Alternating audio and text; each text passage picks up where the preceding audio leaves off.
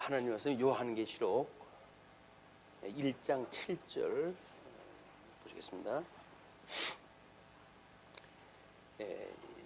요한계시록 1장 7절 볼지어다 그가 구름을 타고 오시리라. 각 사람의 눈이 그를 보겠고 그를 찌른 자들도 볼 것이요 땅에 있는 모든 족속이 그로 말미암아 애곡하리니 그러하리라. 아멘. 네, 우리 지난 시간에는 요한계시록 1장서부터 우리 1절부터 이제 확인을 했다 했는데 일단은 우리 이것이 예수 그리스도의 계시라고 이렇게 이야기를 했어요. 네, 우리 예수 그리스도의 계시인데 이 예수 그리스도의 계시는 하나님이 속히 일어날 일, 이것이 속히 일어날 일, 또 반드시 이제 일어날 일, 이것을 알겠다. 이 종들에게 보이려고 요한을 통해 가지고 이걸 보여줬다 그랬어요. 요한을 통해 가지고 이제 계시하신 거다. 하나님의 계시가 속히 될 일, 반드시 될 일을 천사를 통해 가지고 좀 요한에게 이 계시를 갖다 주었다. 이렇게 이야기를 하면서 이 계시를 예수님이 지금 계시를 갖다 했는데 예수 그대로 계신데 인사말을 이렇게 하죠. 일단은 우리 그 4절을 보게 되면 아시아에 있는 7교회에 편지하노니 이제도 계시고 전에도 계시고 장차 오시이시며 이렇게 이야기를 해요. 제일 먼저는 성부 하나님에 대한 인사였어요. 성부 하나님은 이제도 계시고 지금도 계시고 장차 오실 분이고 뿐만 아니라 그의 보좌 앞에 있는 7 영과 그래서 성령 하나님이다. 이렇게 되는 일이 이제 성령 하나님의 일인데 성령 하나님과 그다음에 성자 하나님에 대한 거를 이제 또 충성된 증인으로 충성된 증인은 성부 하나님의 언약을 이루시기 위해서 십자가에 못 박아 죽기까지 하셨던 충성된 증인으로 죽은 자들 가운데서 먼저 나시고 땅의 임금들의 머리가 되신 예수 그리스도 땅에 이제 여기는 땅에 머리가 되었다. 이제 이분이 머리가 되어졌다. 그 이야기죠. 머리가 되어진 우리 예수 그리스도로 말미암아 은혜와 평강이 너에게 있기를 원하노라. 지금 95년 경이에요. 그래가지고 지금 도미티안 황제에 의해 가지고 기독교는 엄청난 핍박 가운데 있는데 이 핍박 가운데 있는 성도들한테 지금 은혜와 평강이 너한테 있기를 원한다 이렇게 합니다. 은혜와 평강. 그러니까 이 핍박하고 은혜와 평강하고는 차원이 전 다른 거예요. 여기서는 이제 핍박이 있는 세계인데도 불구하고 우리 하나님의 계시를 바로 깨닫게만 되면 복이 있는 자가 돼가지고 여기에 은혜와 평강을 누리게 되어진다. 그래서 이런 계시의 말씀을 이제 읽는 자, 또 듣는 자들, 그 다음에 지키는 자들. 그래서 읽는 자는 단수라고 그랬고요. 그 다음에 듣는 자와 지키는 자는 복수라고 이렇게 이야기를 했어요. 이 읽는 자는 그때 당시에 성경은 대문자로 되어져 있고 쉼표도 없고 나름대로 어떤 이거를 전문적인 지식이 없으면 읽을 수가 없는 사람이라고 이야기를 했어요. 보통 우리 이제 그때 편지 글이란지 하는 것이 어디에서 쉬어야 되고 또는 어디에 어떤 그런 그 역할로 해서 끊어야 되는지 이런 걸 전혀 모르기 때문에 우리 이 읽는 자라고 하는 건 특별히 훈련되어진 자, 하나님의 말씀을 듣고 요한의 편지를 보고 요한의 편지를 요한의 어떤 그런 의도를 따라 가지고 읽어낼 수 있는 사람, 이 사람하고 그다음에 이제 그 사람에 의해서 그걸 듣는 자들과 지키는 자들이 복이 있다고 했어요. 복이. 이 복이라고 하는 건 저 은혜와 평강이 있는 자들이에요. 여기서 이것이 있는 자들이기 때문에 지금 이건 하나의 인사말로 지금 진행이 되어진 거거든요. 그러니까 우리는 지난 시간에 6절까지 이걸로 이제 확인했다 했는데 5절까지 이렇게 되어져 있고 6절에서 뭐라 하냐면 그의 아버지 하나님을 위하여 우리를 나라와 제사장을 삼으셨다 이렇게 해야 합니다. 도미티안 황제의 이렇게 환란 가운데 있는데 이거를 제사장과 나라를 세우셨다 이렇게 이야기를 해요. 우리 예수님이 구약 성경에서 이제 우리 아담으로 인해 가지고 양대 언약이 상실이 되어졌는데 복과 나라가 상실이 되어졌어요. 이런 그 상태에서 하나님께서는 이 아담으로 하여금 지금 하나님의 이 나라와 그 다음에 제사장을 삼으셔가지고 이 제사장으로 하여금 복을 상실한 사람들이 하나님과 원수가 되어져 있기 때문에 이 제사장 역할을 통해서만이 하나님과 화목하게 되어질 수가 있어요. 그러니까는 이 아담이 이 제사장과 나라라고 하는 이 역할을 갖다 해야 되는데 이 복과 나라를 상실함으로 해가지고 결국은 이 역할을 둘째 아담이신 예수님이 이제 완성을 하시게 되어진 겁니다. 물론 뭐 우리 지금 이 모세 오경을 통해 가지고는 끊임없이 하는 얘기가 뭐냐면 이 제사장과 나라를 내가 삼겠다 이 이야기예요. 너희들이 내가 약속한 가나안 땅에 들어가게 되면 이렇게 하죠. 땅에 들어가게 되면 너희들이 나를 떠나고 나한테 불순종을 갖다 하고 그러므로 그때에 내가 너희를 열방에 흩을 거야 이렇게 이야기죠. 열방에 열국에 흩을 것이야. 그러나 너희를 다시 회복을 갖다 하겠다 해서 내가 너희를 제사장과 나라를 삼아줄 거야. 이제 이것이 회복이에요. 이거는 구약 역사를 통해 가지고 남은 자 하나님께서 초청을 받고 하나님의 그 복음을 깨닫고 그리고 이 불순종하고 미혹하는 수많은 권세 앞에서 이제 신실하게 하나님의 말씀을 듣고 깨닫고 경외하고 그래서 남은 자들만 회복에 참여가 되어진다 그 이야기거든요. 네, 이거를 지금 요한계시록을 통해 가지고 저 구약 성경을 그대로 좀 설명하다 하는 겁니다. 그래서 예수님은 이 땅의 머리가 되셨다는 그 이야기는 제사장으로 오셨기 때문에 그래요. 이 제사장이 하나님께서 일단 우리 제물로 해가지고 6월절 어린 양으로 해가지고 제물로 돌아가셨고 그 다음에 그가 부활을 갖다 통해 가지고 이건 죽으심이고요.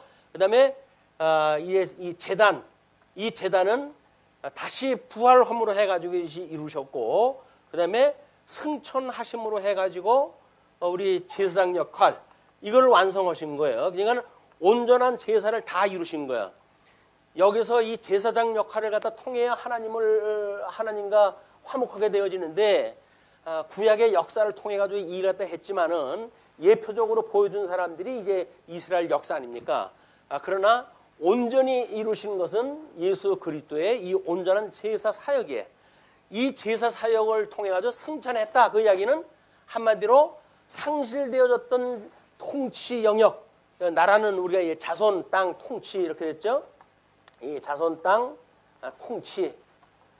근데 이 통치 영역이 상실되어졌기 때문에 사단의 종로로 타고 뭐 이렇게 열국으로 이제 하나님이 나라를 갖다 주었지만 열국의 종로로 타던 이스라엘 백성들한테 하나님께서 통치를 완성하신다는 거예요. 예수님을 통해 가지고 통치를 하시겠다는 이야기는 이 통치는 만왕의 왕이 되셔가지고 만왕의 왕이 돼가지고 땅이나 하늘이나 모든 만물 위에 이제 통치자로 하나님께서 인을 쳐주시는 거예요. 그것이 회복되어진 거다. 또는 제사장으로 승천하심으로 해가지고 하나님 보좌 우편에 계시면서 이 일을 감당하도록 하나님께서 그에게 관을 씌워주신 거예요. 너는 이제 모든 천하 만물을 통치하는 통치자야. 그런 그 이야기예요. 그래서 우리가 그걸 깨달은 사람들은 그를 대주제라고 이렇게 이야기를 하는 겁니다. 대주제. 그래서 우리 사도행전 같은 경우에 우리 뭐 시편 2편에서의 이야기도 그거 아닙니까?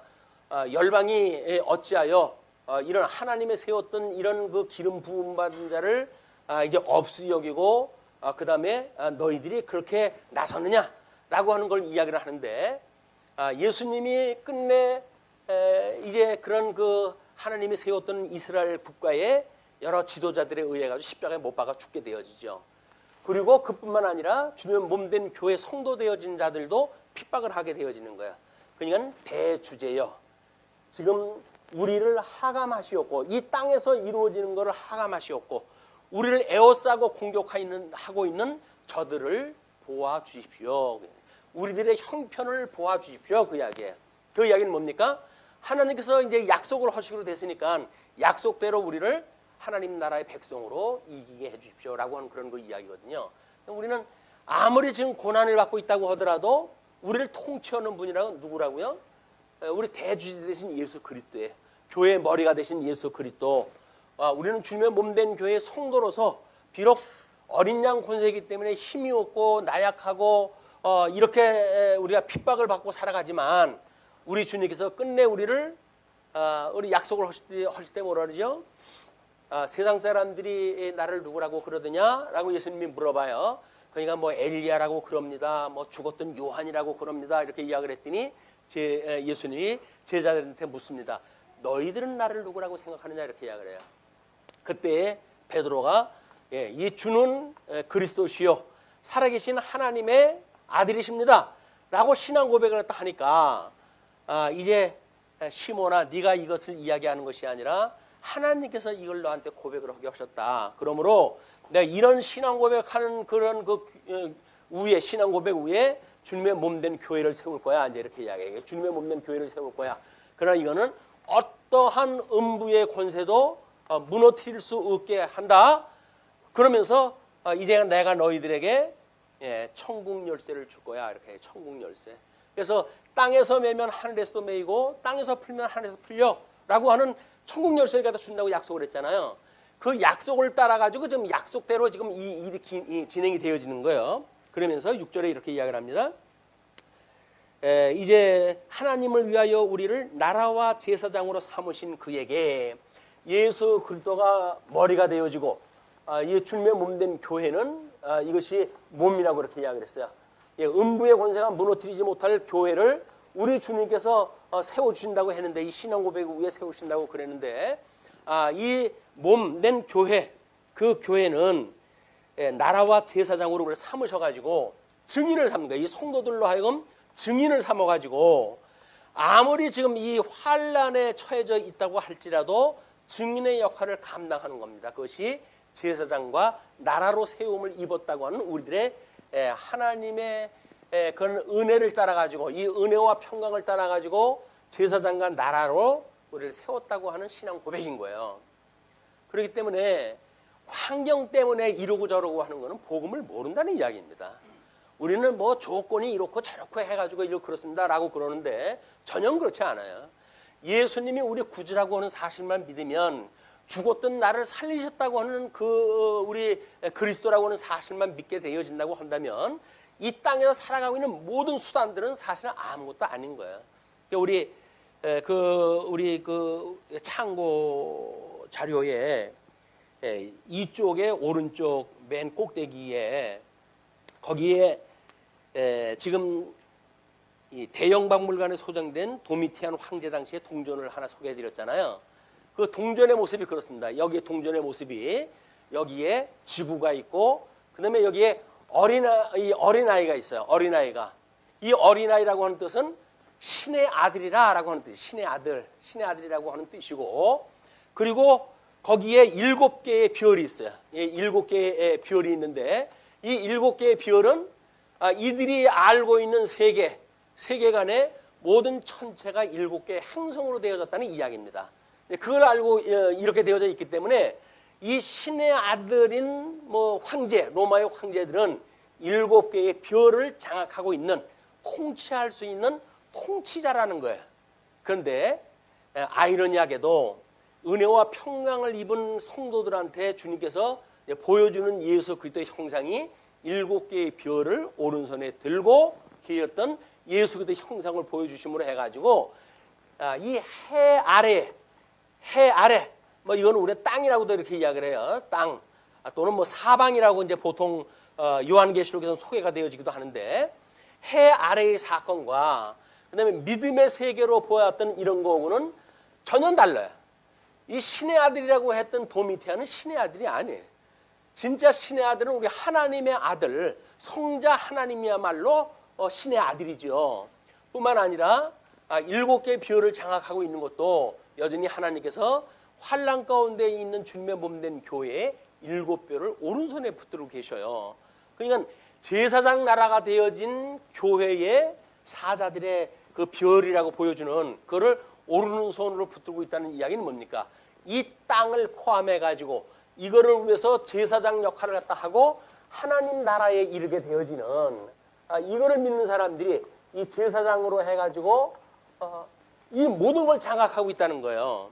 그러니까 이것이 내재되어져 있는 세계, 현재 환란의 세계가 내재되어져 있는 세계라고 한다면 이 초월되어져 있는 세계에 하나님의 나라, 이거를 우리가 믿는 것, 이걸 우리가 믿음의 역사라고 얘기해요. 믿음의 공간입니다. 믿음의 공간. 그러니까 제사장을 삼았다는 이야기는 비록 우리가 이런 환난 가운데 있지만, 내재되어져 있는 세계 속에서는 환난 가운데 있지만 하나님의 약속을 의할 것 같으면 영원한 하나님 나라에 우리가 승리할 수밖에 없는 곳에 있는데, 이걸 믿는 우리들이 제사장이 되어져 가지고 이 하나님과 원수 되어진들한테 끊임없이 복음을 증거하는 증인의 역할을 감당하고, 그러므로 우리가 하나님 나라에 이들을 제사장 역할을 갖다 감당한다. 이것이 증인이에요.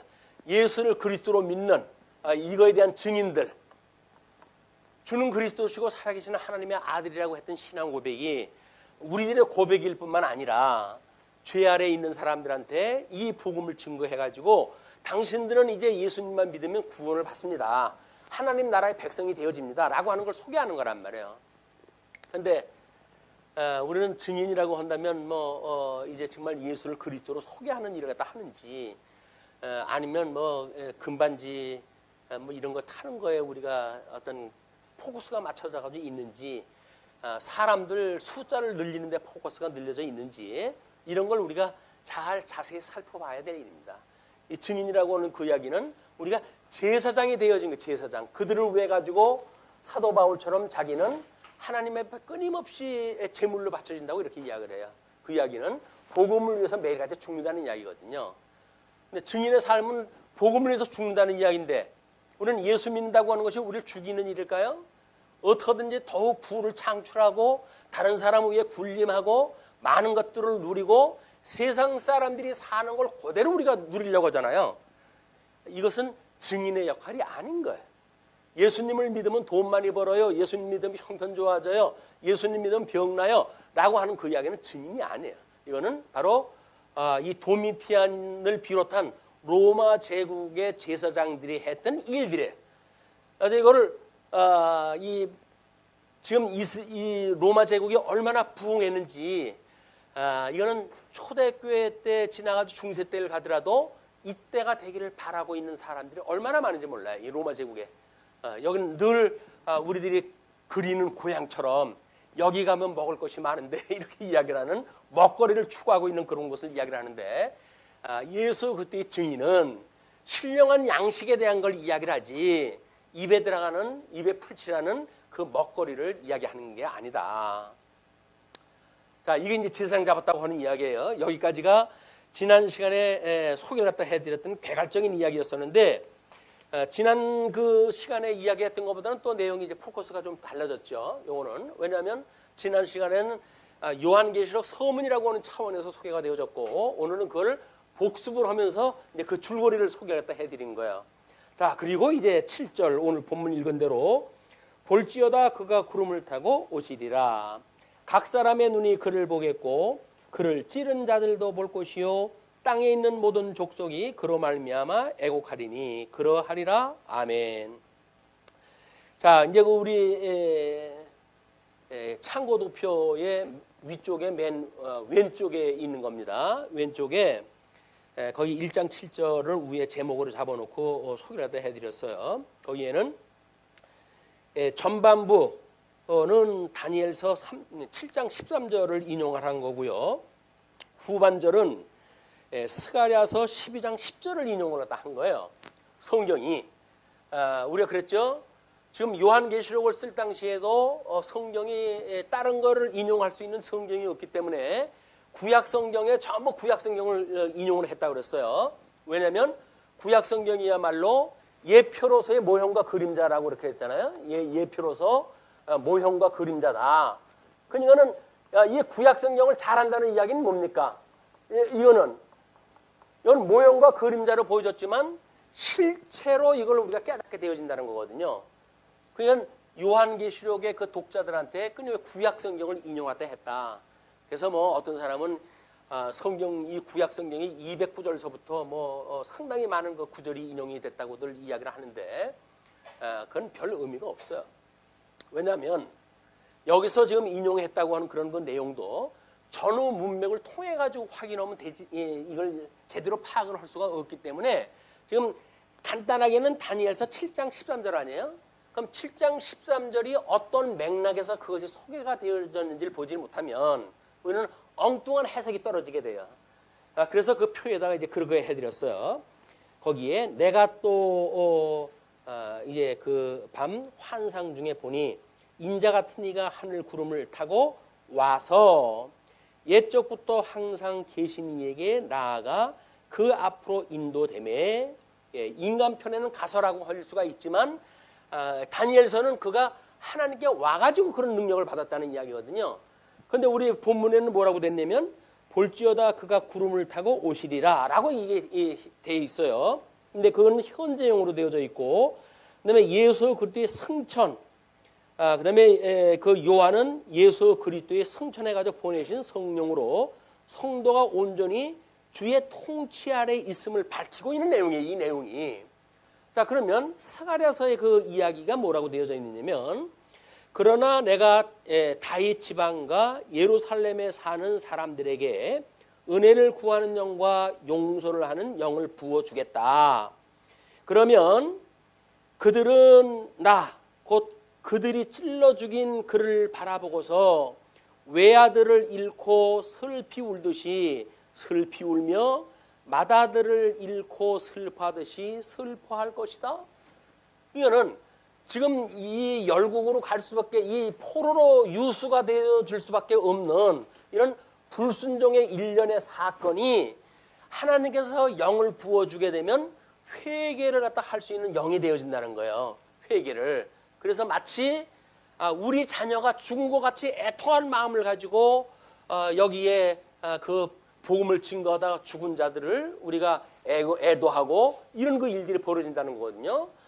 스가랴서 그 이야기를 요한계시록에서 그대로 인용하다 해가지고 번역을 하기를 뭐라고 그랬냐면, 각 사람의 눈이 그를 보겠고, 근데 그거는 미래형이에요.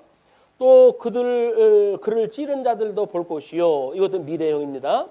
땅에 있는 모든 족속이 그로 말미암아 애곡하리니. 이것도 미래형입니다. 그 다음에 그러하리라. 아멘. 이건 지속형이에요. 지속성을 나타내는 그런 그 일인데, 당시 제자들은 구속의 은혜를 인하여 죽도록 충성하였고 이는 오고 오는 세대에 연속되어진다고 하는 의미를 담고 있는 이야기예요. 그러니까는 성령이 오셔가지고 우리를 제사장 삼으셨다고 하는 사실을 깨달았을 때 비로소 회개하는 영에 의해서 새로운 예수 그리스도 이런 계시의 영광을 우리가 볼 수가 있는 거지. 이것이 우리가 지금 느닷없이 인사를 갖다 하다가 예수님 제 이름을 이야기하는 얘기가 아니란 말이에요.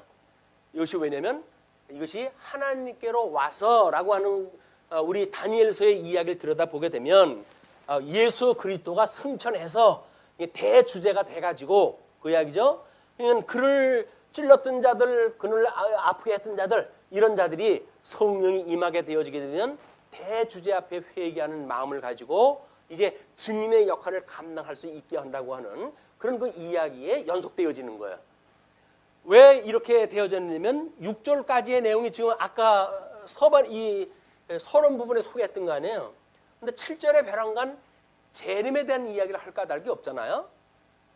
그렇기 때문에 그 7절에 대한 재해석을 예수 그리스도의 승천에다가 맞춰놓은 거예요. 이제 다니엘서의 그 인용되어졌던 그 성경 구절에 의해 가지고 예수님의 승천해 가지고 대주제로 이 역할을 감당하시겠다고 하는 그런 그 이야기로 해석이 되어져야 된다. 이게 이제 7절 이야기거든요. 그래 놓고 그 8절에 보시게 되면 주 하나님이 이르시되 나는 알파와 오메가라. 이건 주 하나님이에요. 하나님이 이르시되 나는 알파와 오메가라. 이제도 있고 전에도 있었고 장차 올 자요 전능한 자라 하시더라. 우리 성부 하나님은 우리 사도신경을 할 때는 천지를 지으신 하나님 아버지를 내가 믿사오며 라고 하는 걸로 끝나고 말아요.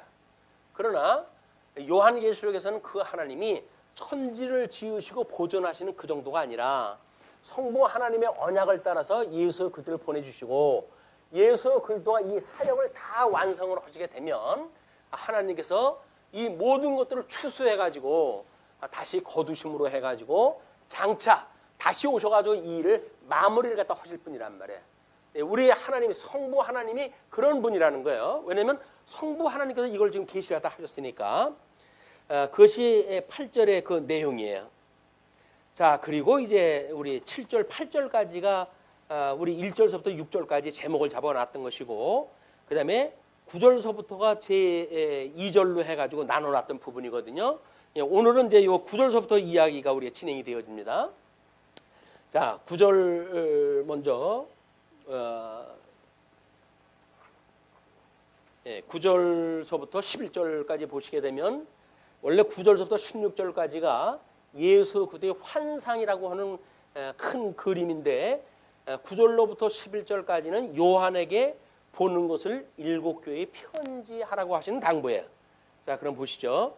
나 요한은 이거는 지금까지 계시의 주체 뭐 이런 분들의 이야기를 했다고 한다면 그 계시를 받아 적는 요한에 대한 이야기입니다. 나 요한은 너희 형제요 예수의 환난과 나라와 참음에 동참하는 자라. 그러니까 예수 그리스도의 고난, 그다음에 예수 그리스도의 몸된 주면 몸된 교회인 나라 여기에 참여가 되어지는 거예요. 참음에 이 동참하는 자다. 때문에 이 몸으로 해가지고 지금 고난을 받고 있지만 끝내 견인한다고 하는 사실을 믿는 요한이겠죠. 그러니까는 우리 예수 그리스도는 예수 그리스도의 그 몸된 나라 그리고 환난, 고난 그리고 인내 여기에 이르는 것을 이제 이야기를 하면서 하는 얘기가 동참하는 자라. 요한이 동참을 했다고 한다면 우리도 마땅히 동참하다 하는 자겠죠. 예수 그리스도의 고난이 곧 주님의 몸된 교회의 고난이에요. 그러니까 히브리서에서는 이제 예수 그리스도를 믿는다고 하면서 징계가 없으면 그를 사생하다 이렇게 이야기를 해요. 예수를 믿으면서 환난이 없으면 그건 사생하다 그 이야기예요. 무슨 얘기예요? 예수 믿으면서 환난이 없는 건 가짜다 그 이야기예요. 뜻은 뭡니까? 지금 당하는 환난만 해도 넉넉합니다. 더 이상 우리한테 환난 얘기 그만하세요 이렇게 하게 되면 예수 그리스도의 환난을 우리가 제대로 파악을 못하고 있는 거야. 예수 그리스도로 우리가 세례를 받아서 예수 그리스도와 함께 죽었다고 한다면 우리는 관제물로, 사도 바울은 자기 몸을 관제물로 바친다고 그랬잖아요. 과연 관제물로 드리는가? 증인의 역할을 감당하기 위해서 이 땅에서 얻는 모든 것들을 우리가 포기하는가? 다만 이 하늘에 있는 아버지의 뜻을 구하는 것, 이걸 우리 의와 나라를 구한다고 이렇게 이야기를 했잖아요. 이 의와 나라만 구하게 되면 땅에 있는 건 하나님께서 무엇이 먹을 것이 필요하고 무엇을 입을 것이 필요한지 하나님 다 알고 계시다는 거예요. 이거 구하지 말라는 거 아닙니까?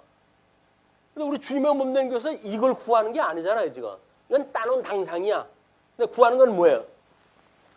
이 도미티안 황제가 준다고 하는 걸 따르겠다 그 이야기예요. 거기 이제 나중에 가면 666 표를 받는 사람들의 이야기예요. 이 사람들한테 말을 안 들으면 살 수가 없으니까 여기에 빌붙어가지고 살겠다고 하는 사람들이 추구하고 있는 세계라고요. 우리 신앙생활을 잘 살펴볼 일이 있습니다.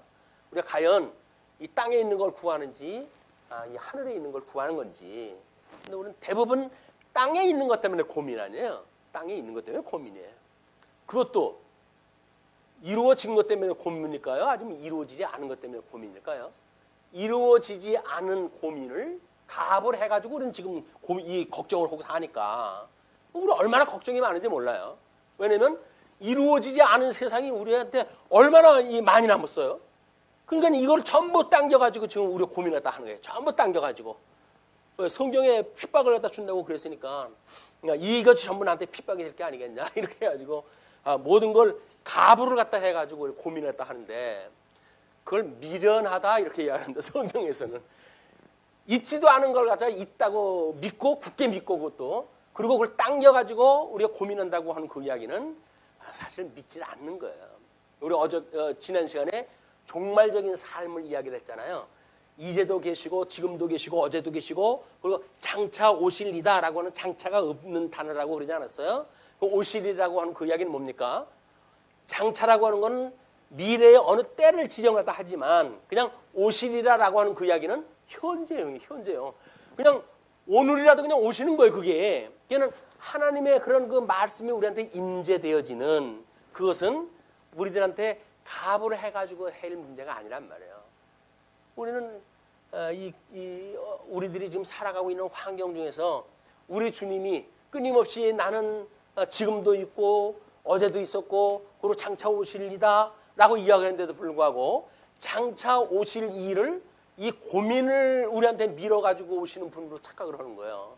장차 오시는 분은 이걸 가지고 우리한테 오시는 분이거든요. 이걸 믿느냐 이걸 믿느냐에 대한 이야기예요. 우리의 주님이 다시 오시는데 이걸 끌고 온다고 한다면 우리는 뭔가 오해를 하고 있는 거고 이런 가운데에 여전히 주님이 우리 믿음의 이런 약속한 걸 우리한테 가지고 오시는 분이다라고 믿게 되면 우리가 은혜와 평강을 누리게 되어진단 말이에요. 그러니까 삼위일체 이름으로 해가지고 은혜와 평강을 구했어요. 그럼에도 불구하고 우리 하나님을 믿지 않게 되면 우리는 어쩔 수 없이 은혜와 평강이 깨지죠. 이 은혜와 평강이 깨진다는 이야기는 뭡니까? 우리 주님이 다시 오실 때 이런 환난을 가지고 오신다는 거 아니겠어요? 이게. 그러면 우리는 예수님을 기다리기커녕 오시게 되면 환난이 오는데 그러니까는 예수님 오시기보다는 여기서 그저 누리고 있는 것이 보존됐으면 좋겠습니다라고 생각할는지도 몰라요. 그러나 만약에 예수님이 저 약속하신 의와 나라 우리 아담에게 주어졌던 그 양대 언약을 다 성취하신 모습으로 오신다고 한다면 주 예수여 어서 오시옵소서라고 기도할 수가 있을 거예요. 요한계시록 제일 마지막 부분이 그거기 때문에 그렇습니다. 그 예수님이 믿어지고 그 삼위일체 하나님이 믿어진다고 한다면 그분이 오실 걸 우리가 구하고 사모하고 그리고 기도하지 그것이 믿어지지 않으니까 여기서 대충 살겠다는 거예요. 여기서는 저 기득권을 가지고 있는 사람은 기득권 가진 것만큼은 누리고 있잖아요. 요거 빼앗기기가 아까우니까 요걸 그냥 누리고 사는 게 우리들한테는 제일 안전한 방법이라고 생각을 하겠죠. 그러나 이거는 언제고 다 불에 타버리고 없어질 것들이다. 영원한 하나님 나라를 우리가 사모하는 것 믿는 사람들이 늘 해야 될 일인 거예요.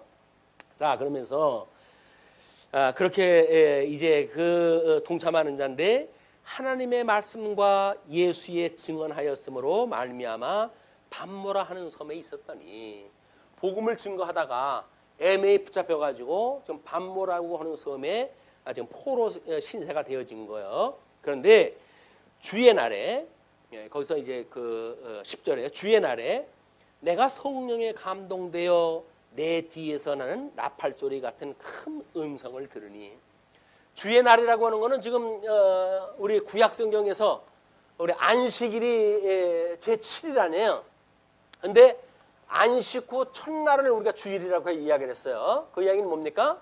모형적으로 보여줬던 이스라엘 백성들 여기서 누리지 못했던 이 안식을 우리 예수님이 이걸 완성하심으로 해가지고 우리가 그를 믿고 예배를 시작하기 첫날을 우리가 주일이라고 이야기를 한 거예요.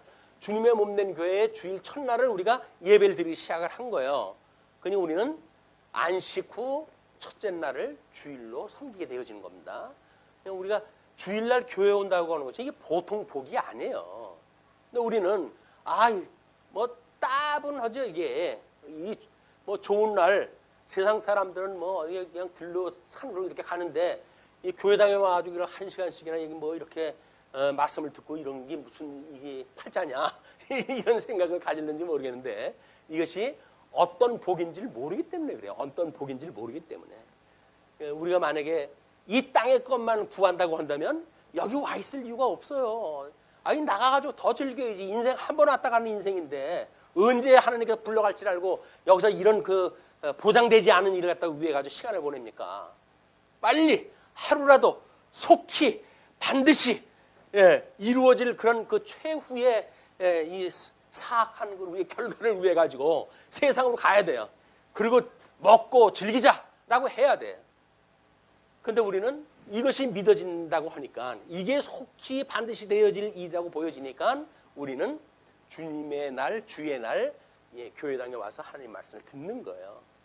이 말씀을 듣는 것 자체만 해도 이건 놀라운 복입니다. 이 어두운 세상에 어떻게 하나님께서 우리들에게 길을 열어가지고 이 복음을 듣게 하시는지 그냥 들리니까 들리는 게 아니에요. 정말 하나님의 복준 자들에게 주시는 특별한 복 있는 사람들한테 주시는 말씀이다. 자, 그런데 그 나팔 소리 같은 큰 음성을 들으니 이르되 내가 보는 것을 두루마리에 서서 에베소, 서마나, 버가모, 두아디라, 사데, 빌라델비아, 라오디게아 등 7교회에 보내라 하시기로 몸을 돌이켜 나에게 말한 음성을 알아보려고 돌이킬 때에 7 금촛대를 보았는데 지금 사도 바울은 지금 요한에게는 본 것을 기록을 하라고 그러는데 그 본 것의 내용은 이렇게 환상을 직접 본 내용도 있고 그리고 이렇게 들린 이야기도 있어요. 들은 이야기도 있어요. 그걸 총칭으로 해가지고 본 것이다 이렇게 이야기를 하는 겁니다. 그냥 본 거를 너무 어떤 그 의미를 갖다 줄여가지고 일장의 내용에 국한되어진다든지 하는 그거는 잘못되어진 거라고 이렇게 이야기를 했어요. 왜? 요한은 이미 예수 그리스도 이전에 복음을 믿고 있던 사람이에요. 이 구약 성경을 알고 있던 사람이에요. 예수님을 만나가지고 그에게 복음의 내용, 구약 성경이 뭔지를 몸소 공생애를 통해 가지고 예수 그리스도의 고난, 예수 그리스도의 죽으심, 예수 그리스도의 부활, 예수 그리스도의 승천 이걸 통해 가지고 구약 성경이 실체적으로 이루어졌다고 하는 걸 확인한 사람이에요. 그리고 그 내용은 중간사에 하나님께서는 이렇게 언약되어진 나라가 이루어진다고 했건만 하소몬 제국은 엉뚱한 짓 하다가 또 망한 걸 갖다 이 사람 잘 알고 있던 내용이에요. 이것이 결국은 하나님의 그런 그 이치가 뭔지를 모르는 이스라엘 백성들의 아픔이라고 했던 걸 요한이 알고 그래서 그 요한은 현재 자기가 이 복음을 증거하는 증인으로서의 지금 환난을 받고 있는 그때까지도 다 본 거예요 이게. 이거 본 거 아니에요. 이게 현장, 자기 현장에 있는데 이걸 안 본 겁니까? 그러니까 본 거라고 하는 거를 일장의 내용으로 국한시켜서 보는 것이 아니라 지금 요한이 봤다라고 하는 그 이야기는 지금 자기가 살아있으면서까지가 다 본 거예요, 이게. 그렇기 때문에 많은 부분이 과거에 이루어진 걸 지금 해석을 갖다 해가는 이 이야기입니다. 왜? 하나님께서 7인으로 이걸 봉함을 갖다 해놨기 때문에 지금 이 환난을 받는다든지 이런 내용들을 잘 몰라요, 백성들이. 이걸 모르니까 지금 이 두려움에 떨고 있는 거 아닙니까? 그때 하나님께서 7인을 띄워가지고 역사의 전말이 어떻게 되어지는지 잘 보여주고 자 이렇게 해가지고 내가 그 너희들을 핍박하는 이 원수 마귀들에게도 내가 권능을 줘. 그리고 권능에 의해 가지고 너희를 핍박하는 거야. 그러나 너희들을 핍박했던 모든 대적들을 내가 멸하고 너희를 구원하리라 라고 하는 걸 약속을 한 거란 말이에요. 왜? 이 구약의 역사가 그렇게 됐잖아요. 이스라엘 백성들 열국을 에워싸고 공격하던 그들을 하나님께서 끝내 열방을 이제 무너뜨리시고 그들을 구해내신 것, 회복을 하신 것, 이거 구약 성경이 예표로 보여주는 사건 아니에요? 그거대로 우리 주님의 몸된 교회도 이렇게 이루어진다. 이걸 보여주는 일입니다. 그러니까 새롭게 되어지는 일이 얼마 없어요. 새롭게 되어지는 일은 이제 나중에 우리 여기서 이제 이 요한 때까지, 우리 예수님 때까지 뭐라 그랬죠? 이거를 5은 망하였고 이렇게요. 5은 망하였고 지금 하나는 있고 이건 예수 그리스도의 당시에 하나는 있는 거예요. 그러나 또 하나는 아직 오지 않은 거예요. 그러니까 이 역사를 보게 되면 5이 망했던 역사, 이건 사도 바울이 구약 성경을 통해서 잘 알았던 내용이에요. 하나 있는 것 지금까지 잘 알고 있는 내용이에요. 장차 있는 것이 뭐? 장차 올 것이 이거라니까요. 아직 이르지 아니한 것. 이것이 왔을 때 하나님께서 그를 어떻게 직멸하시고 그리고 이스라엘 백성들을 구원하시는지 이 내용을 기록을 다 하게 하신 거다. 요한계시록 우리의 소망의 이야기예요. 환난 가운데 있는 너희들, 내가 너희들과 함께 있어. 너희들은 걱정하거나 또는 겁먹지 마라. 담대해라. 내가 너희들과 함께 있다. 필시 내가 너를 구원할 거야. 라고는 예수 그리스도의 다짐이 들어가 있는 이 세계예요, 이게. 요한계시록은 우리의 소망의 메시지입니다. 소망의 메시지. 요한계시록이 너무 무서워요라고 하는 그 이야기는 선지서의 내용을 안 읽어봤기 때문에 그래요. 선지서의 내용은 이거 똑같아요, 이게. 근데 왜 이거는 무섭고 선지서는 안 무서울까요? 이건 이스라엘 백성들한테 준 거기 때문에 그런가요? 우리는 이 성경이 어떤 이론론적으로 뭔가를 우리한테 설명하기 위한 거라고 한다면 하나님의 크나큰 영광을 계시하시기 위한 일이기 때문에 이 환난 가운데 있는 백성들, 양대 언약을 상실하고 있던 백성들에게 둘째 아담을 보내주셔가지고 모든 양대 언약을 다 이루심으로 해가지고 하나님의 그 크나큰 영광을 계시하시는 데 계시 목적이 있는 거다. 우리는 그 계시의 목적만 알게 되어지게 되면 현재 있는 환난에 대하여 우리는 두려워할 이유가 없어요. 뭐 저도 때로는 뭐 두렵고 그렇습니다. 성경이 그렇다는 이야기예요. 자, 이제 그렇게 하고 금촛대를 보았는데 지금 그 12절부터 16절까지가 7촛대 사이에 있는 인자 같은 이의 형상입니다. 촛대 사이에 인자 같은 이가 발에 끌리는 옷을 입고 가슴에 금띠를 띠고 그의 머리와 털의 희가 흰 양털을 갖고 눈 같으며 그의 눈은 불꽃 같고 그의 발은 풀무불에 단련한 빛난 주석 같고 그의 음성은 많은 물소리와 같으며 그의 오른손에 7별이 있고 그의 입에서 좌우에 날성검이 나오고 그 얼굴은 해가 힘있게 비치는 것 같더라. 자, 예수 그리스도의 형상이 여기서 소개가 되어져요. 이 형상, 예수 그리스도의 형상은 몸된 주님의 몸된 교회가 예수 그리스도의 형상에 이르기까지 이거 온전케 해가시는 게 주님이 해가신다고 그렇게 이야기를 했어요. 그러니까 주님의 몸된 교회도 이 형상이 완성되어지는 걸 지금 담고 있는 거예요. 이 기초로 해가지고 당신의 형상을 보여주고 주님의 몸된 교회 너희들도 이렇게 이루어갈 거 그 이야기 아닙니까? 그래서 7교회의 첫 번째 형상, 그 편지의 글이 뭐냐면 이 형상을 그대로 소개해요. 여기서 이야기했던 그 형상대로 예수 그리스도의 형상을 소개하고 제일 끝이 뭐냐면 이기는 자에게 복이 있으리라 이렇게 이야기를 해요. 그 이야기는 뭐예요? 형상대로 현인에 이르기까지 이른 자들은 복이 있다 그 이야기예요. 복이 있는 자들이다 그런 그 이야기예요. 이거는 우린 요한계시록의 7교회에 보낸 편지가 일정하게 되어져 있어요. 다음 시간에서부터 이제 들어갈 내용이지만 그래서 그 형상이 어떠한지에 대한 그분이 말씀을 하시고 그리고 끝에는 이기는 자에겐 복이 있으니 이걸 이룰 것이다 라고 이야기했다 해요. 그래서 요한계시록 21장 22장에 성취되어진 사건으로 소개가 되어지는 거예요. 그런데 이미 우리는 이 줄거리를 가지고 답을 다 알고 있는 거 아니에요. 이 답을 알고 2장 3장 내용을 이해를 하시게 되면 더 쉬울 것 같습니다. 자, 그렇게 하고 이제 우리 예수 그리스도의 형상에 대한 거는 우리 그 교재 아래쪽에 있는 겁니다. 예수 그리스도의 환상라고 이야기를 했는데 우리 뭐 그 눈, 머리, 얼굴, 입, 그다음에 음성, 가슴, 또 오른손, 발, 긴 옷 해가지고 몇 가지를 제가 그림을 그려가지고 구약 성경에서 표현되어지는 성경 구절을 다 소개해드렸어요. 그 이야기는 뭡니까? 지금 여기서 이 제사장을 삼겠다고 했던 예수 그리스도의 제사장의 모습은 이미 구약 성경의 여러 가지 모습으로 다 보였어요. 특히 이 성전을 통해 가지고 우리 그 뭐 성전에 지성소가 있고 그다음에 우리 뭐 이 향단이 있고 또는 뭐 떡상이 있고 촛대가 있고 그리고 여기 뭐 물두멍이 있고 그리고 이것이 이 성전으로 해가지고 들어가는 대로 되어 있잖아요. 번제단이 있고 이 번제단이 있고 그러면 이 성전 전부가 뭘 이야기를 한다 그랬죠? 예수 그리스도를 이야기한다 그랬잖아요. 여기서 이야기한 것이 다 이분에 대한 이야기고 이분에 대한 이야기가 모세오경의 전체다. 그래서 칼빈은 모세오경을 주석을 하면서 창세기에 대한 거를 따로 주석을 했다 하고 출애굽기로부터 신명기까지를 다 묶어가지고 주석을 했어요.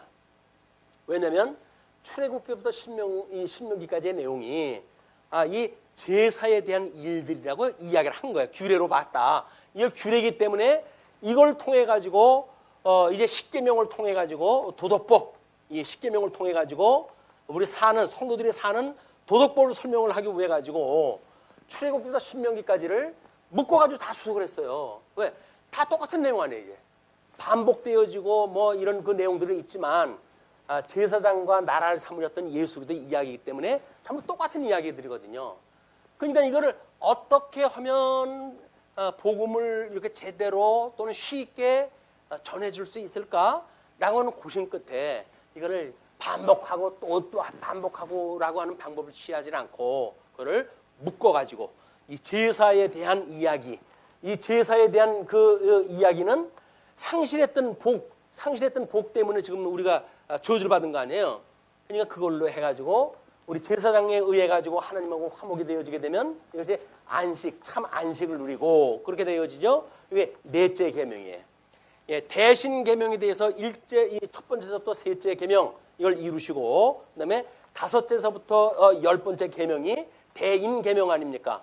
그러니까 이 넷째 번째 이 계명은 안식이에요. 이 셋째 계명 성부, 성자, 성령에 대한 계명을 우리가 왜곡되어졌을 때 이 타락되어져 있는 우리들이 제사장에 의해서 하나님과 우리가 화목하게 되어지게 되면 우리는 참 안식을 누릴 수 있다. 그냥 안식을 거룩히 하라는 이야기예요. 이걸 되면 우리는 하나님하고 교통이 이루어지고 예수 그리스도가 이루신 것처럼 내가 너희를 사랑한 것처럼 너희들도 이제 사랑하라라고 이야기한 것처럼 대인 계명을 우리가 서로 이루어가면서 살 수 있는 것, 이게 제사의 역할이란 말이에요.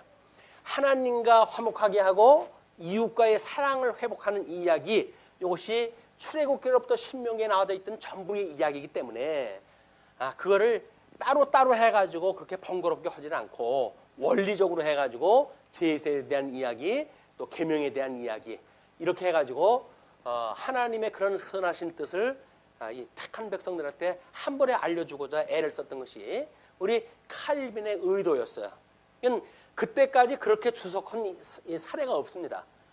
그냥 뭐 성경 구절 다 읽어가면서 하지 이렇게 몇 권을 갖다 묶어가지고 한 번에 정리한다든지 하는 사례가 없었는데 우리 칼빈이 원형적으로 우리 이 주석을 갖다 해갈 때 아주 탁월한 방법을 동원했다 해가지고 이렇게 한눈에 알 수 있는 방법을 제시해줬다.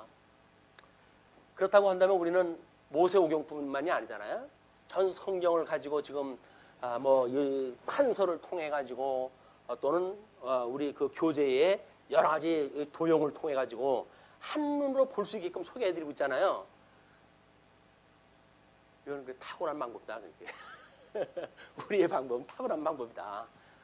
우리 하나님께서 우리한테 보여주는 어떤 글로 풀어가지고 수많은 그런 그 이야기들을 하나의 그림으로 이해해가지고 하나님과 더욱 가까이 되어지고 긴밀한 교제를 나눌 수 있는 그런 걸 지금 소개해드리고 있다고 이렇게 생각을 하시면 좋겠습니다. 자, 그럼 뭐 예수님 이제 그 형상에 대한 거는 각 편지를 보낼 때 첫 마디에 이게 나온다고 그랬으니까 그때 따로따로 소개하는 것이 오늘 이거 전 형상에 대한 거를 소개해드리는 것보다 훨씬 나을 거예요. 왜냐면 지금 한 번에 이걸 다 하게 되면 쥐납니다. 뭐가 뭔 얘기인지도 몰라요. 그냥 구약성경 전체에서 전부 인용을 갖다 해가지고 보여주는 일이기 때문에 어려우니까 다음번 이제 그 아마 2장 3장 되어져 있기 때문에 네 교회와 세 교회를 소개할 때 형상을 소개해드리는 게 낫다고 생각이 듭니다. 자, 그리고 이제 그 내가 볼 때 17절에요. 내가 볼 때 그 발 아래 엎드러져 죽은 자 같이 되매 너무 충격을 받은 거예요. 충격을. 뭐 구약 사람들이 하나님의 얼굴을 보면 죽는다고 이제 이렇게 생각을 하고 그러지 않았어요. 근데 부활하셨던 예수님의 그 음성을 듣고 그분의 있는 형상을 보고는 너무너무 어마어마하기 때문에 그 발 앞에 엎드러져 죽은 자 같이 되매 그가 오른손을 내게 얹고 이르되 두려워하지 말라. 나는 처음이요 마지막이니 곧 살아있는 자라. 우리 주님이 승천해가지고 지금 우리 눈에 보이지는 않지만 몇몇 사람한테는 우리 하늘을 이제 여러 가지고 보여주신 사건이 있잖아요. 스테븐 집사라든지 또는 사도 바울이 삼층천 올라갔던 사건이라든지. 그러나 요한은 그런 장면을 못 봤던 사람 아니에요. 그 요한에게 지금 내가 너하고 함께 있고 내가 살아있는 자다. 그러니까 너는 이제 담대해라 라고 이제 위로를 딱 하는 겁니다. 뭐 담대한다고 하는 그 이야기는 우리 여호수아를 필두로 해가지고 모세의 그 모든 수행하는 일을 인수인계 했을 적에도 하나님께 주셨던 복이에요. 담대라. 내가 모세와 함께 했던 것처럼 너하고 함께 할 거야. 너는 담대라. 이렇게 이야기했다 하잖아요. 마찬가지입니다. 예수님 살아있을 때 내가 사랑하는 자라고 그랬는데 내가 승천해가지고 하나님 보좌 우편에 있지만 내가 너하고 함께 있는 거야. 그런 그 이야기죠. 나는 처음이요 마지막이니 곧 살아있는 자라. 내가 전에 죽었었노라. 여기 죽었노라고 하는 그 이야기는 십자가의 사건을 이야기를 하는 거죠. 그러면서 볼지어다 이제 세세토록 살아있어 사망과 음부의 열쇠를 가졌노니 이분이 가졌다고 하는 그 이야기는 이미 마태복음에서 천국 열쇠 준다고 했을 때 이 천국 열쇠 가지고 있는 걸 알잖아요. 그러나 예수님은 승천해가지고 제사장, 참 제사장으로 인정되어졌을 때 이 통치권, 대주제로 하나님께서 이제 통치권을 주셨기 때문에 마태복음에 대한 건 언약의 이야기예요. 주겠다라고 했던 것이 우리 예수 그리스도께서 이제 승천해가지고 하나님 앞에 대주제로서의 그 열쇠를 가지고 계시기 때문에 그 사망과 음부의 열쇠를 가졌다. 사망과 음부의 열쇠를 주님께서 가지고 계시대요. 그분이 우리하고 함께 계시고요. 그러면 뭐 생명길로 가는 것 주님께서 우리 여러 가지고 들여보내 주셨다는 것 너무 분명하잖아요. 우리가 그러다가 우리를 음부에다 내보내시면 어떨까 걱정하실 거 없어요. 음부 열쇠 우리 주님께서 지키고 있기 때문에 사단이 아무리 발목을 끌고 가려고 하더니 못 가요. 우리는 하나님께 붙들고 계시기 때문에 그래서 우리가 위로가 되어지는 겁니다. 그러면서 그러므로 그걸 다 보여줬으므로 내가 본 것과 지금 있는 일과 장차될 일을 기록하라. 그렇기 때문에 여기서 이제 그 우리 교재에도 그걸 세 가지로 나눠가지고 소개해드렸죠. 그 이야기가 내 본 것은 내 오른손의 7별의 비밀과 7 금촛대라. 7별은 7 교회의 사자요 7 촛대는 7 교회니라 라고 이야기를 했기 때문에 여기서 지금 이 몸으로 지칭되어지는 교회는 예수님의 기초로 되어져 있는 것이에요. 그리고 우리 예수님은 이 구약 성경의 구약의 이스라엘이라고는 나라로부터 출생되어진 아들이에요. 이분이. 그렇기 때문에 나중에 이제 예수님의 출생의 장면을 이 이스라엘의 나라가 출생한 장면으로 소개가 되어진 장면이 나오거든요. 이거는 예수님은 이미 구약 성경에서 언약되어진 대로 오신 분이에요. 그래서 이스라엘 국가가 이 이스라엘이라고 하는 나라가 낳은 그런 그 아들이 되어지는 겁니다. 여기서 뭐 성모 마리아라든지 이런 얘기가 되는 거 아니에요. 구약 성경에서 이야기한 대로 지금 출생이 되어졌다. 이것이 구약 성경의 그 이스라엘 나라가 낳았다 이렇게 설명이 되어지는 겁니다. 그래서 그 예수 그리스도가 이 땅에 오신 것, 그러니까 구약 성경 다 포함되었죠. 예수님의 공생에 다 포함되어졌죠. 그리고 사도 바울이 지금까지 봤던 모든 경험들이 다 포함되어진 거죠. 이것이 본 것이에요. 본 것. 그 본 것은 들은 것도 지금 본 것도 다 포함되어진 개념이다. 그래서 내가 본 것과 그렇게 되어져 있어요. 그래서 그 도표를 그 창세기에서부터 해가지고 성취 사건 절반까지 사각 점선 박스로 해서 소개를 했다 해드렸잖아요. 그것이 요한이 본 것은 이 계시된 메시아 또 뿐만 아니라 주 70년의 성전 회파되어진 것 그리고 지금까지 환난 당하고 있는 교회사 이런 게 다 포함된 개념이다. 이렇게 보셔야 돼요. 그리고 예수 그리스도의 형상과 7별은 7 교회의 사자라고 이렇게 이야기를 했는데 7 교회를 통치하고 있는 그 사자도 결국은 주님의 오른손에 있는 거다. 사자란 천사라고 그랬어요. 그 천사는 개인이든 단체든 그들을 돕는 하나님의 영적 존재라고 그렇게 이야기를 했잖아요. 그거를 예수님이 다 장악하고 통치를 다 하고 계시다.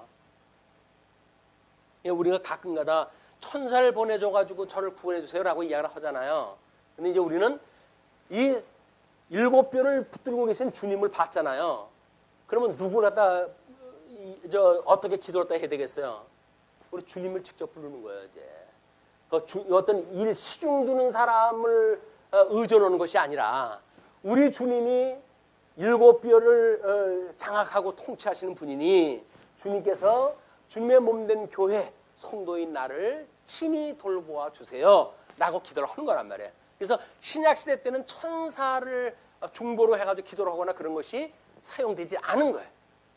왜 그러면 사단도 나오고 그런데 천사 얘기가 없냐라고 이야기했다 해서 천사를 보내가지고 구해주세요 라고 하는 그런 그 이야기는 예수 그리스도가 여전히 일곱 뼈를 붙들고 계시다고 하는 것이 확인되지 않았기 때문에 나오는 일이지만 일곱 뼈를 붙들고 있는 그분이라고 한다면 이분이 우리의 머리가 됐는데 뭐 중보자 그 시중드는 하인한테 우리가 아쉬운 게 뭐가 있어요.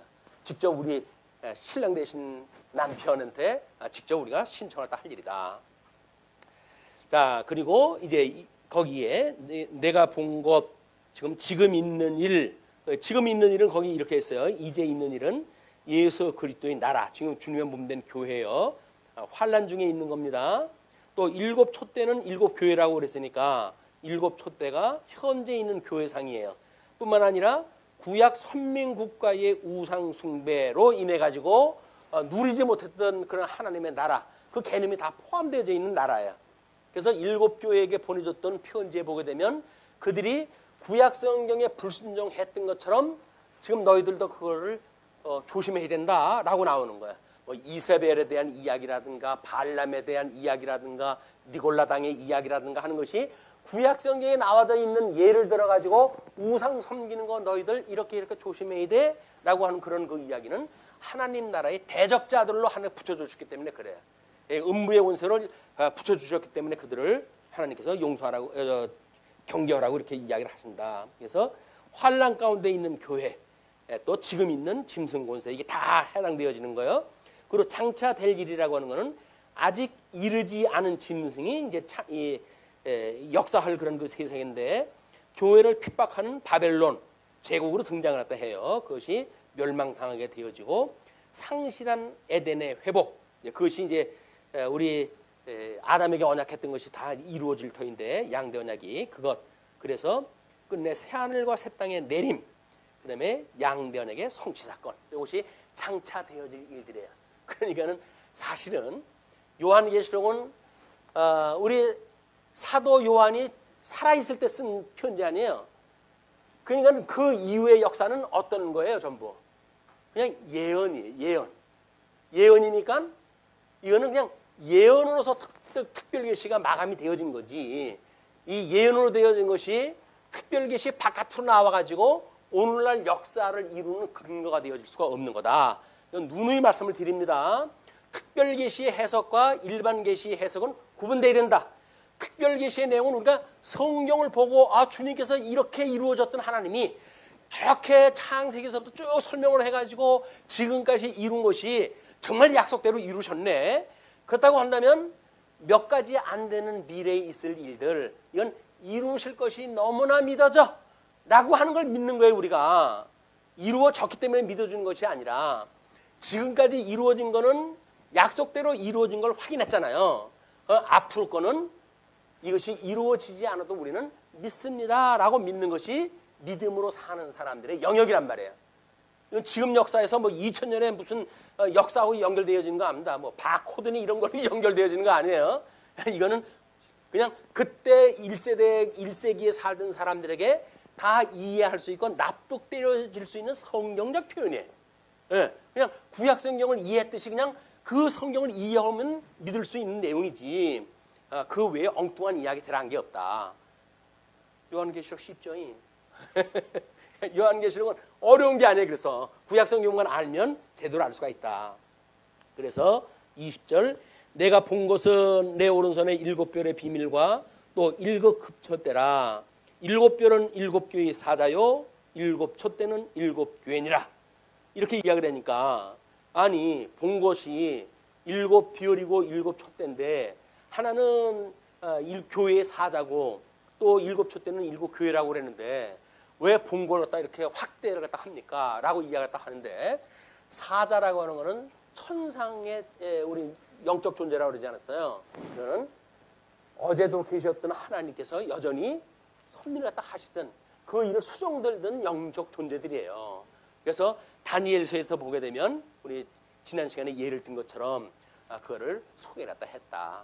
그래서 헬라 제국 또는 이스라엘 백성들의 그런 그 군대 장관이 누군지를 갖다 이렇게 이야기한 것도 구약 성경 때도 그들이 수종을 들었기 때문에 우리 예수님 모시고 이때도 그들이 다 수종을 갖다 들어가지고 일이 되어지니까 그거를 우리가 본 곳이라고 이해를 하는 겁니다. 그러니까 왜 본 곳은 그렇게 지정을 했으니까 이걸로만 읽어야 됩니다라고 하는 그 이야기는 일곱 교회라고 하는 것이 어디까지인지 또 일곱 그 사자라고 하는 그 영역이 어디까지인지 이거는 우리가 볼 수 있는 것만큼 보이는 거예요. 이걸 문자적으로만 보면 1장만 본 것으로 보는 사람, 2장과 3장을 지금 현재 있는 걸로 보는 사람, 우리가 축소가 되지만 우리는 성경을 확대해가지고 보려고 한다면 전 성경 전체를 통해서 그것이 확인되어진다. 자, 오늘은 여기까지입니다. 그래서 아마 이제 다음번 2장, 3장도 이거를 한 교회씩 나눠가지고 하게 되면 자세히는 공부를 할 수가 있는데 방향을 놓치기가 쉬울 것 같아가지고 그냥 2장 내용 4교회가 나오는데 그걸 다 묶고 와서 설명드릴 거예요. 그렇게 해가지고 봐야 이게 한 방향으로 우리가 이야기가 쉽고 구체적인 건 우리 사이트에 들어와가지고 보시면 이제 그 참고 자료를 보시고 충분히 공부가 될 것 같습니다.